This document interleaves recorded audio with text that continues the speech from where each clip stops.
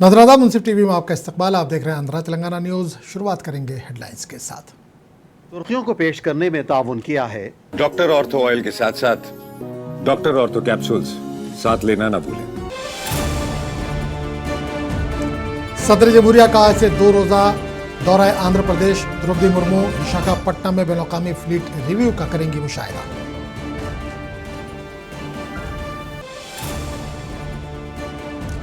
Chief minister Revanth Reddy ने bio Asia 2026 में की शिरकत। वजीर आईटी डी श्रीधर बाबू और दीगर ने भी लिया हिस्सा।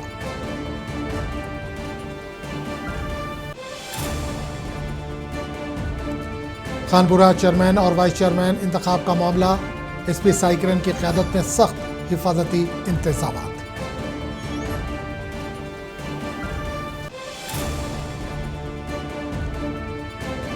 जनगांव बल्दियात के चेयरमैन और वाइस चेयरमैन का कुछ देर में होगा फैसला। मुंसिफाना इंतखाबात के तमाम इंतजाम मुकम्मल।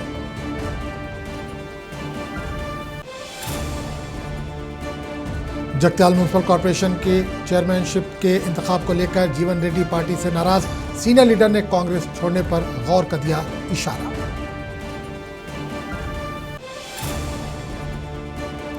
एपी असेंबली और काउंसिल में बजट पर बहस जारी। उज़रा ने आज़मीन हज और दीगर मसाइल पर सवालात के दिए जवाब।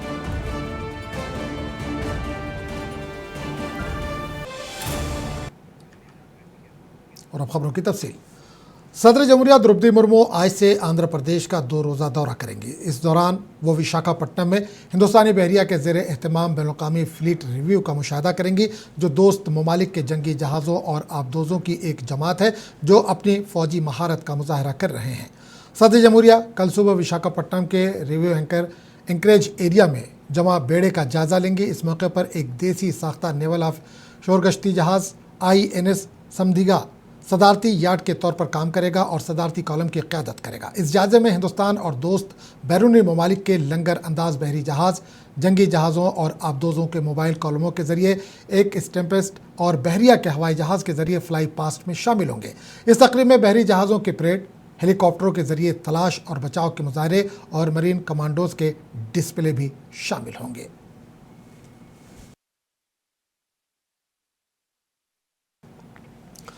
तेलंगाना के चीफ मिनिस्टर रेवंत रेड्डी ने आज हैदराबाद के हाईटेक्स में मुनक़िदा बायो एशिया 2026 की इफ्तिताई तकरीब में शिरकत की। इस मौके पर वज़ीर IT डी श्रीधर बाबू भी मौजूद थे। बायो एशिया 2026 का 23वां एडिशन है, जिसमें सनत, एकेडमी, हुकूमत और रेगुलेटरी एजेंसियों के आलमी रहनुमाओं को इकट्ठा किया जा रहा है।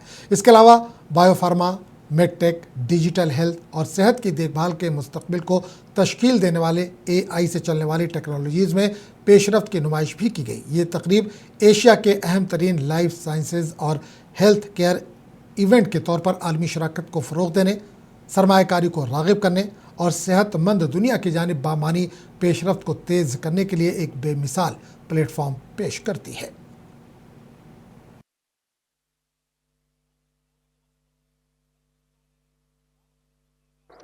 The world as such, if you are seeing it, the world is entering a new era altogether.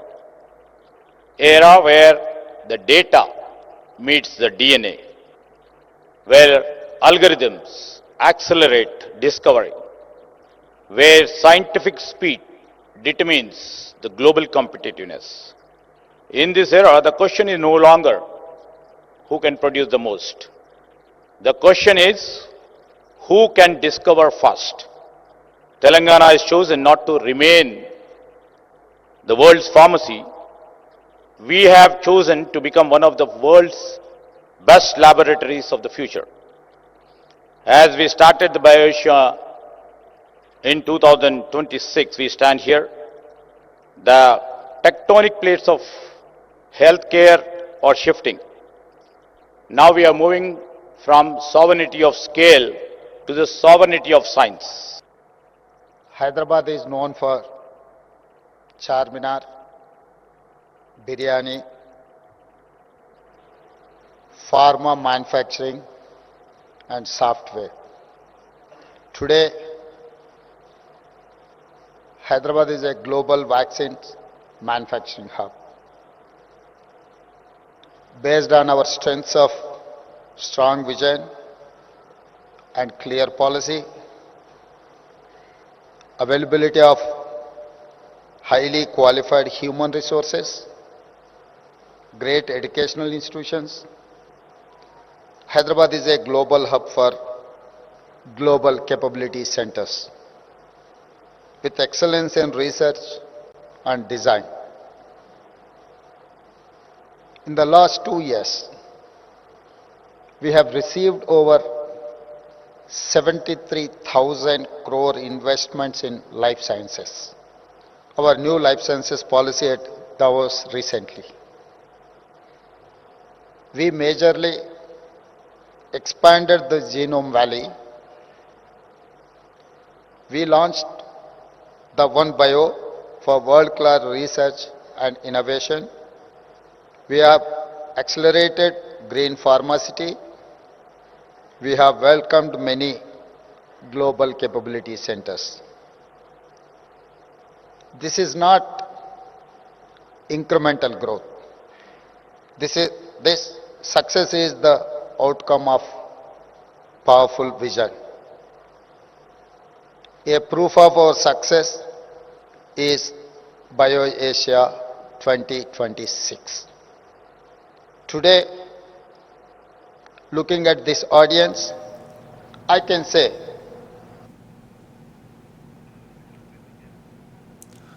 निर्मल जिले के खानपुर टाउन सेंटर में आज मुनक़िदा म्यूनसिपल चेयरमैन और वाइस चेयरमैन के इंतखाब के पेश नज़र पुलिस ने एएसपी साई किरण की क़यादत में खानपुरा टाउन में फ्लैग मार्च किया। ये फ्लैग मार्च शहर के अहम रास्तों से होता हुआ म्यूनसिपल ऑफिस तक पहुंचा। इस मौके पर पुलिस ने कहा कि फ्लैग मार्च शहर में किसी नाखुशगवार वाक़े के बगैर किया गया। इन्होंने कहा कि इस फ्लैग मार्च का मकसद अमन अमा को यकीनी बनाना और आवाम में एतमाद पैदा करना था। इस दौरान ज़िला एसपी जानकी शर्मिला ने भी खानपुरा म्यूनसिपल कॉरपोरेशन इंतखाबात के पस मंज़र में म्यूनसिपल ऑफिस का दौरा किया और हिफाजती इंतजाम का मुआयना किया। एसपी ने इंकशाफ किया कि बल्दियाती इंतखाबात के पुरअमन इनेकाद को यकीनी बनाने के लिए एसपी साई किरण की क़यादत में सख्त हिफाजती इंतजाम किए गए हैं।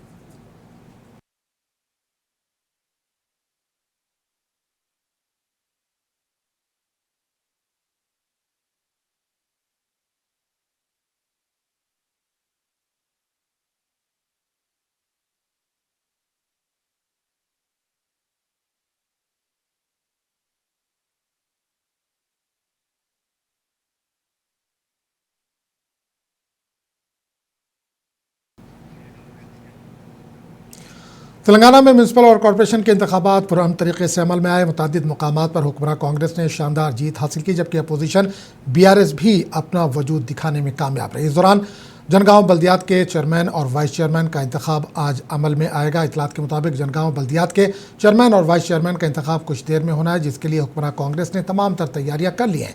वादा है कि कबल अज़ीं यहाँ चेयरमैन और वाइस चेयरमैन का इंतखाब अगवा के इल्ज़ामात पर कशीदगी के दरमियान मुलतवी कर दिया गया था।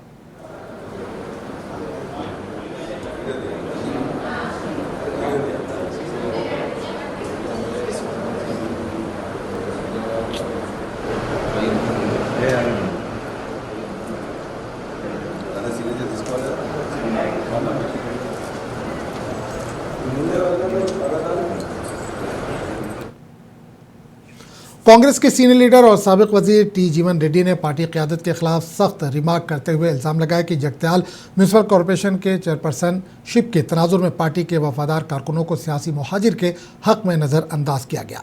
जगत्याल में एक प्रेस कॉन्फ्रेंस से खिताब करते हुए जीवन रेड्डी ने कहा कि वो शुरू से ही कांग्रेस से वाबस्ता रहे।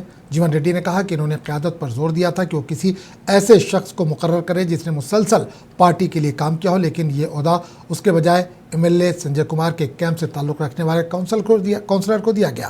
इन्होंने इल्ज़ाम लगाया कि संजय कुमार के करीबी लोगों को म्यूनसिपल इंतखाबात के दौरान न सिर्फ कांग्रेस के टिकट दिए गए बल्कि इन्हें कलीदी ओहदों पर भी फायज किया गया, जिससे पार्टी के देरीना वफादारों को नज़रअंदाज किया गया।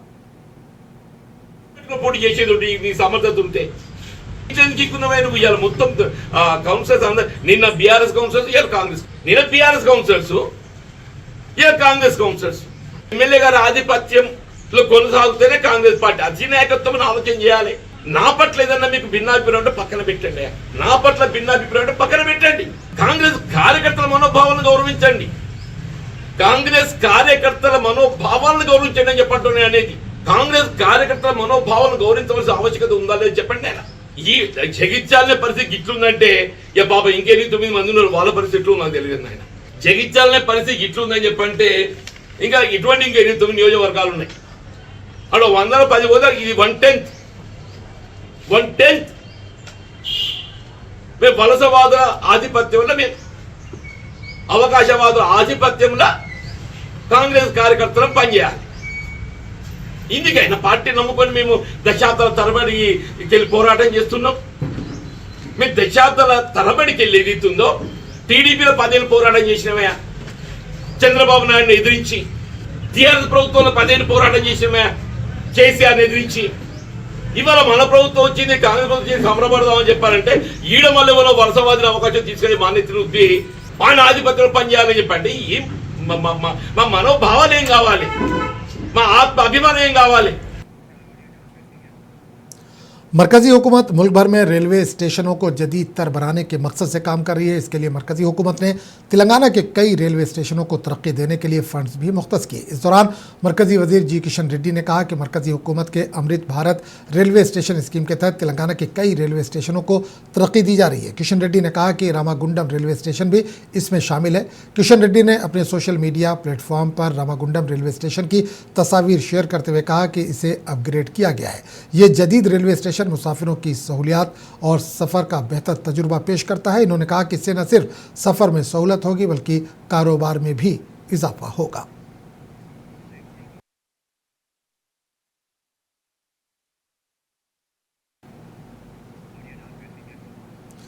आंध्र प्रदेश असेंबली में बजट इजलास आज चौथे रोज भी जारी है। दोनों ऐवानों में 2026-27 के सालाना बजट पर बहस हो रही है। हुकूमत ने कानून साज असेंबली में 3 बिल पेश किए हैं। वजीर नारायणा ने म्यूनसिपल एडमिनिस्ट्रेशन डिपार्टमेंट में 2 तरमीमी बिल पेश किए। बादअज़ा वजीर रवि कुमार ने बिजली टैरिफ तरमीमी बिल पेश किया। असेंबली में सवाल और जवाब के सेशन के हिस्से के तौर पर वज़रा ने स्वर्णग्राम को रेगुलराइज करने, आंध्रा उड़ीसा सरहदी इलाके में गांजे की गैर कानूनी स्मगलिंग के अलावा किसानों के लिए यकसा बिजली सब्सिडी पर सवालात के जवाब दिए। वज़रा ने पसमानदा तबक़ात के बहबूद, आज़मीन हज, ख़वातीन के खिलाफ मज़ालिम और दीगर मसाइल पर भी सवालात के जवाब दिए। ये रास्त तस्वीरें आप देख रहे हैं जहां आंध्र असेंबली में बजट सेशन जारी है। అధికారంలోకి వస్తా అన్ని చేస్తానని చెప్పినటువంటి జగన్మోహన్ రెడ్డి గొడ్డలపోటుతో అధికారంలోకి వచ్చాడు. కానీ అధికారంలోకి వచ్చిన తర్వాత 365 జీవోతో 102 సాగునీటి ప్రాజెక్టులని యుద్ధ ప్రాతిపదికన రద్దు చేయడం జరిగింది అధ్యక్ష. ఇప్పుడు రాయలసీమ ప్రజానీకం కూడా ఆలోచించాలి అధ్యక్ష. ఎవరు రాయలసీమ ప్రజానీకానికి నీటి కోసం, నీటి వనరుల కోసం, జలాల కోసం, మిగులు జలాల కోసం పాటుపడుతున్నారన్నటువంటి విషయాన్ని అర్థం చేసుకోవాలి అధ్యక్ష. 2019 నుంచి 24 సంవత్సరం మధ్యలో వారు చేసినటువంటి కేటాయింపులన్నీ, రాయలసీమకి వారు తీసుకొచ్చినటువంటి నీళ్ళెన్ని, రాయలసీమలో వారు చేసినటువంటి ప్రాజెక్టులన్నీ ఒక్కసారి గమనంలో ఉంచుకోమని కోరుతున్నాను అధ్యక్ష. అధ్యక్ష, కేవలం రాయలసీమ లిఫ్ట్ పేరుతో 1000 కోట్లు దోచేశారు అధ్యక్ష. ఎక్కడ నీళ్లున్నాయి, ఎక్కడ ప్రాజెక్టు ఉందని ఈరోజు చూసుకుంటే కనిపించే పరిస్థితి లేదు అధ్యక్ష. అవేమనంటే మెడికల్ కాలేజీలు చూసి మోసపోయినట్లు మళ్ళీ వీటి గురించి చూపించి మోసగిస్తున్నారు అధ్యక్ష. అధ్యక్ష, గ్రామీణ ప్రాంతాల్లో పంచాయతీరాజ్ డెవలప్మెంట్కి సంబంధించిన అధ్యక్ష, మేమంతా కూడా మా నియోజకవర్గం మొత్తం కూడా గ్రామీణ ప్రాంతాలతో నిండి ఉంటుంది అధ్యక్ష.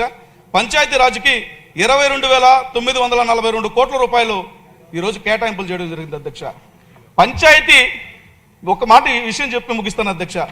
పంచాయతీ సర్పంచ్ అకౌంట్లో డబ్బు పడితే సర్పంచ్ చూసుకున్న సందర్భం లేదు అధ్యక్ష. లాస్ట్ 5 సంవత్సరాల్లో మేము గ్రామ సచివాలయాలను పెట్టాం. గాంధీ మహాత్ముడు కలలు కన్నటువంటి గ్రామ స్వరాజ్యాన్ని తీసుకొస్తామని గొప్పలు చెప్పుకున్నటువంటి వ్యక్తులు పంచాయతీ కార్యాలయం మొత్తం, సెక్రటరియట్ మొత్తం సిబ్బందిని కూర్చోబెట్టి సర్పంచ్ అకౌంట్లో డబ్బు పడితే ఎట్లా బరికేయాలన్నటువంటి చూసిన రోజుల నుంచి 15th ఫైనాన్స్ ఫండ్స్ని వచ్చిన నెల నుంచి 6 నెలల లోపలనే సర్పంచుల అకౌంట్లోకి జమ చేసి గ్రామ స్వరాజ్యానికి నిజమైనటువంటి నిదర్శనం తెలుగుదేశం నాయకత్వంలోని కూటమి ప్రభుత్వం చేసింది అధ్యక్ష. ఈరోజు ఆ కేటాయింపులు కూడా నేను ఒక్కసారి చెప్తాను అధ్యక్ష. 2014-19లో 77,190 కోట్ల రూపాయలు కేటాయించి 93,569 కోట్ల రూపాయలు ఖర్చు చేయడం జరిగింది అధ్యక్ష. అంటే 16,379 కోట్ల రూపాయలని అధికంగా బడ్జెట్ కేటాయింపుల కన్నా అధికంగా ఖర్చు చేయడం జరిగింది అధ్యక్ష. అదే వారు అధికారంలో ఉన్నప్పుడు 2019-24లో 65,974 కోట్లు కేటాయిస్తే 58,456 కోట్లు మాత్రమే ఖర్చు చేయడం జరిగింది అధ్యక్ష. అంటే కేటాయించిన దానికన్నా తక్కువగా ఖర్చు చేయడం జరిగింది అధ్యక్ష. మేము ఈ సందర్భంగా ఒకటే చెప్పదలుచుకున్నాం అధ్యక్ష, ఈ రాష్ట్ర ప్రభుత్వం కృత నిశ్చయంతో ఉంది.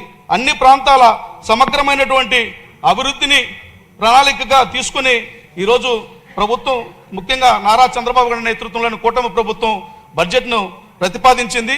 ఆ బడ్జెట్ను ఖచ్చితంగా ఖర్చు చేస్తుంది. ఒక చిన్న లైన్ ఒకటి చెప్తాను అధ్యక్ష, ఎందుకంటే ఇది చెప్పాలి.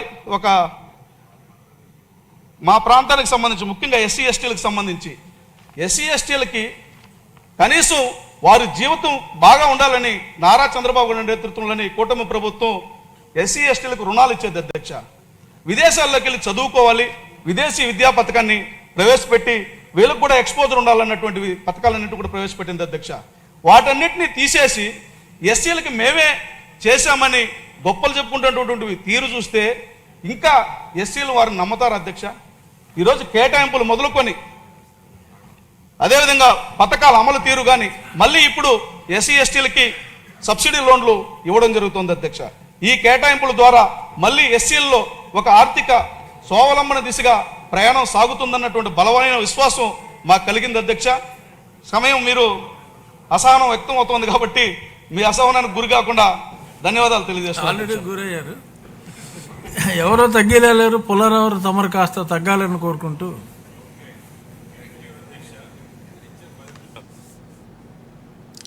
आगे बढ़ेंगे दूसरी खबर की तरफ। हैदराबाद को फिरका वाराना हम आहंगी का एक शानदार गवाह करार देते हुए city commissioner police CV Sajjanar ने शहर के मुनफरिद गंगा जमनी तहजीब की हिफाजत के लिए हर शहरी की इज्तिमाई जिम्मेदारी पर जोर दिया। इन्होंने अमन कमेटियों के अरकान से कहा कि वो जराइम से पाक मुआशरे के क़याम के लिए कानून नाफिज करने वाली मशीनरी और आवाम के दरमियान एक मजबूत पुल के तौर पर काम करें। Telangana integrated command control centre auditorium Banjara hill में मुनक़िदा central peace and welfare committee के राब्ता इजलास से खिताब करते हुए कमिश्नर ने इन इदारों की तारीखी अहमियत पर रोशनी डाली। इन्होंने कहा कि 1984 में कायम होने वाली कमेटियों ने कई दहाइयों से अमन व अमा बरकरार रखने में अहम किरदार अदा किया। सजनार ने आलमी तरक्की के मरकज़ के तौर पर हैदराबाद के उरूज का एक अहम हिस्सा इन कमेटियों और शहरियों के जरिए फ़रोग़ पाने वाले अमन और इस्तेहकाम को करार दिया।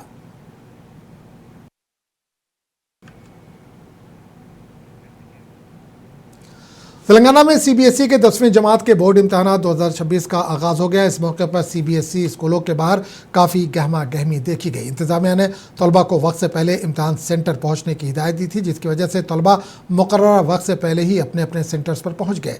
सेंटर के बाहर तलबा अपने सरपरस्तों के हमरा पहुँच रहे थे। इस मौके पर सिक्योरिटी के सख्त इंतजाम किए गए थे, जबकि तलबा की सहूलत के लिए भी कई इक़दाम किए गए थे।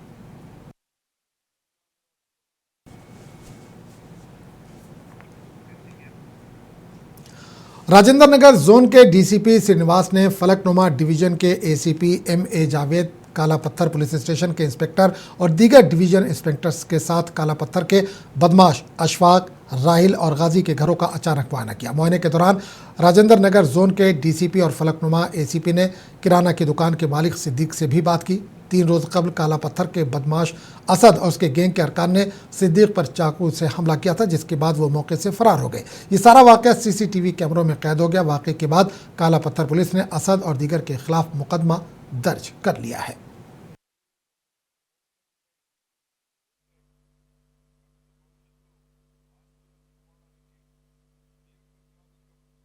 हाउसेस चेक करे थे तो उसमें पोटेंशियल राउडी शीटर जो है राहिल, अशफाक और शानूर गाजी, ये तीनों के भी घर हाउसेस हमने चेक करे हैं।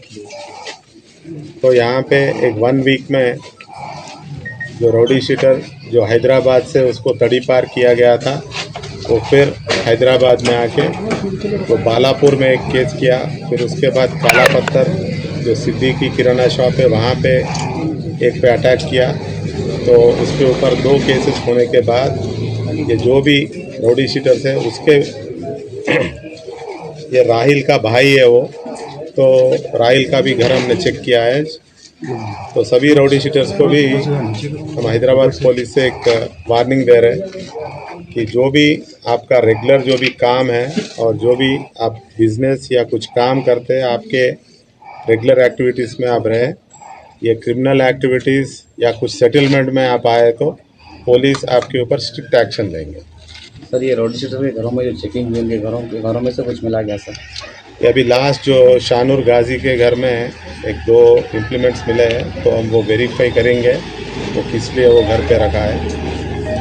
खाली उसके पास एक दो ऐसे कुछ खेलने के भी कुछ क्रिकेट बैट वैसे भी है, तो उसके ऊपर हम वेरीफाई करेंगे।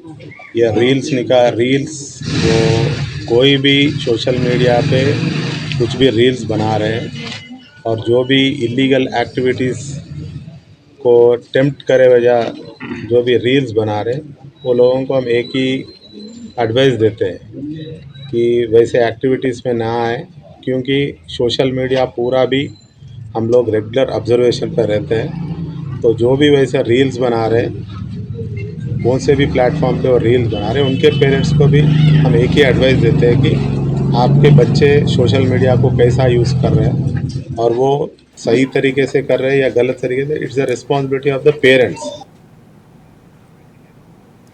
आंध्र प्रदेश के Indian institute of medical sciences Mangalagiri का दूसरा कन्वोकेशन आज मुनक्किद होगा।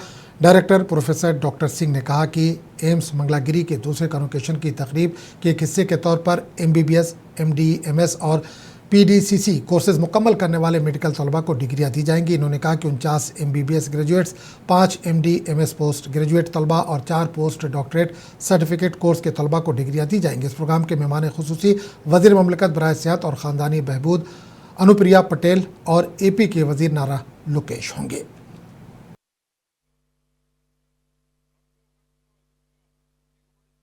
When I went to Manipur, even some of them, my relative, for radiotherapy they have to go to the private, and the private costs around 3 lakhs for radiotherapy. Can you imagine there? Yeah. And we are very fortunate. We have best radiotherapy radiation, and that is called high energy linear. In Manipur we don't have. We have low energy linear. It is linear isolated for radiotherapy. We have brachytherapy. Nuclear medicine is another thing we have get package. Why AMS is so famous? Because of cancer center only. So we are very much part of the cancer management. So now if we see in the cancer, how we will manage is the radiation, right? That's the everybody about the radiation oncology we are talking. We have the best equipment till now. Okay. Presently, linear accelerator, we have 2 type of linear. Brachytherapy is very much. We have nuclear medicine. We have nuclear medicine is called PET scan. Everybody must be talk about PET scan, right? And our is very, very nominal charge. We have AP में चंद्रबाबू नायडू की ज़ेर क़यादत मखलूत हुकूमत आज़मीन हज की सहूलतों के लिए एक इक़दाम कर रही है। इस सिलसिले में हुकूमत ने आज़मीन हज की सहूलत के लिए वैक्सीनेशन के खुसूसी इंतज़ाम किए हैं। MLA शाहजहां बादशाह ने आज मदनापल्ली में आज़मीन हज के लिए मुनक़िदा वैक्सीनेशन प्रोग्राम में शिरकत की। इस मौके पर बात करते हुए उन्होंने कहा कि हुकूमत आज़मीन हज के सफ़र को आसान बनाने के लिए इन्हें तमाम सहूलतें फ़राहम कर रही है।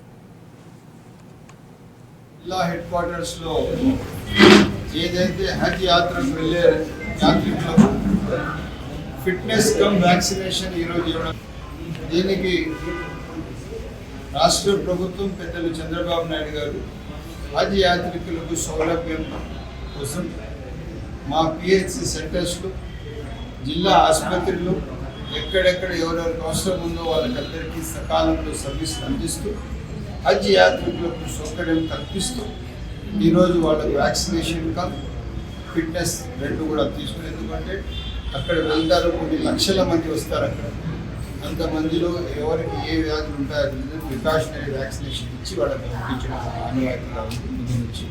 దానికి ఈరోజు మొన్న లాస్ట్ సండే కొంతమందికి ఇచ్చారు, మిగిలిన 30 మందికి ఈరోజు AP असेंबली के स्पीकर, अंकापल्ले के रुकने पार्लियामेंट CM रमेश और MLA के SN राजू ने कल्याणा शिवा मंदिर का दौरा किया। इस मौके पर स्पीकर ने कहा कि हमारे मुल्क में ऐसे त्यौहार होते हैं जो किसी और मुल्क में नहीं पाए जाते और हमारी ख्वाहिशात पूरी होती है। MLA ने यहाँ बेहतर इंतजाम के लिए SN राजू का खुसूसी शुक्रिया अदा किया। इन्होंने कहा कि इतने बड़े त्यौहार और इज्तिमा के लिए इंतजाम आसान काम नहीं होता, ताहम इन्होंने इसके लिए शानदार इंतजाम किए हैं जिसके लिए वो काबिल तारीफ है।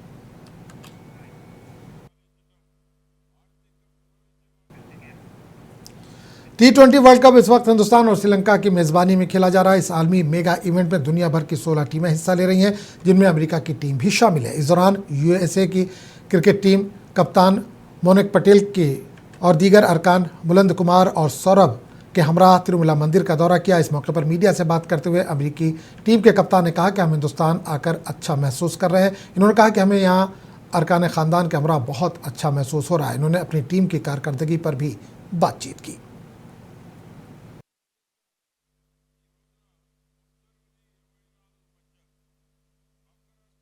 We had a great experience. It was our first time. We enjoyed a lot with our family members, and we'll definitely come back again.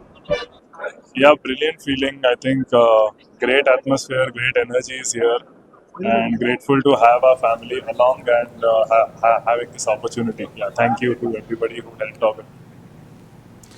AP के कर्नूल जिले के पाथीकोंडा मंडल में एक सड़क हादसा पेश आया। इतलात के मुताबिक मजदूरों को ले जाने वाला ऑटो उलटने से 8 अफराद जख्मी हो गए। जख्मियों में से 4 की हालत तशवीशनाक बताई जा रही है। इतलात के मुताबिक यह हादसा उस वक्त पेश आया जब मजदूर ज़राई काम के लिए कोत्तापल्ली जा रहे थे। ज़राए के मुताबिक हादसे के वक्त गाड़ी में 32 अफराद सवार थे। इतला मिलते ही पुलिस मौके पर पहुंची और जख्मियों को अस्पताल मुंतकिल किया गया।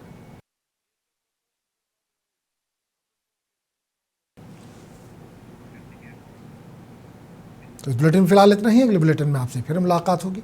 आदाब।